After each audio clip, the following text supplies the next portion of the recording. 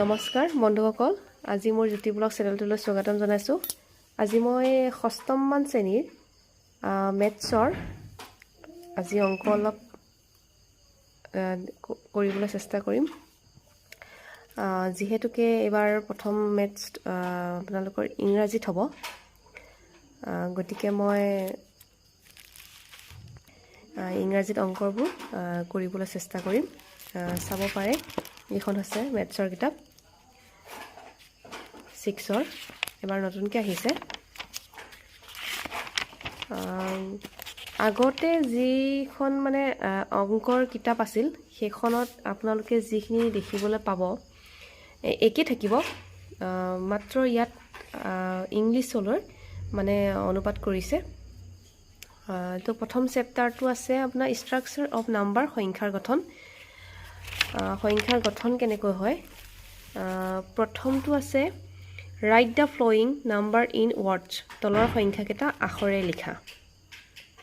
ইয়াত ইংৰাজীটো আছে আৰু অসমীয়াটো দিয়া আছে তো প্ৰথমতে আছে 3102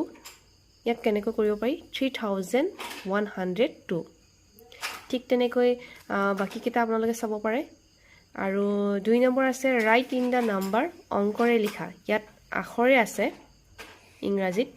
তো আপোনালোকে ইংৰাজীতে সংখ্যালৈ কৰিব লাগিব তাৰ পাছতে আছে যেনে 3245 3000 মানে 1000ৰ চাব পাৰে 3245 মানে 3245 তো আমি ইয়াক ইংৰাজীত লিখিছো 3245 ঠিক তেনেকৈ বিটো আছে 12780 12000 মানে 12000 তো 12000 হলে কমা বহিব তাৰ পাছতে 780 ঠিক তেনেকৈ সিটো আছে 25304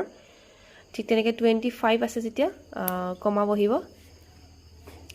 তাৰ পিছত আছে 304 34 লিখিবা তাৰ মাজত এটা 0 বহিব তেতিয়াহে 304 হ'ব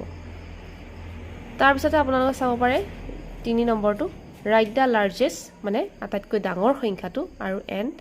এণ্ড দা স্মলেষ্ট আটাইতকৈ সৰু সংখ্যাটো নাম্বাৰ ফ্ৰম দা ফ্লোয়িং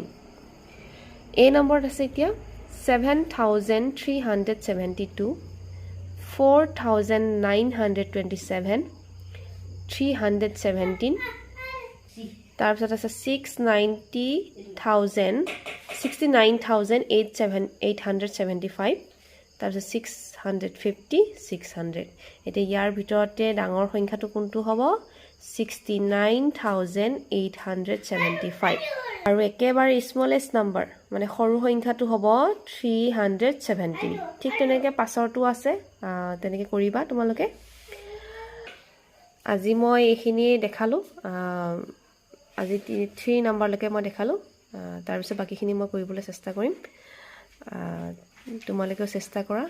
কাৰণ ইংৰাজীত দিছে বহুত ভাল হৈছে মই ভাবো কাৰণ আমাৰ ল'ৰা ছোৱালীবোৰ মানে বহুত ইংৰাজীত পিছপৰা হৈ থাকে তো এতিয়া ইংৰাজীত দিয়াৰ বাবে বহুত ভাল হৈছে মোৰ ফালৰ পৰা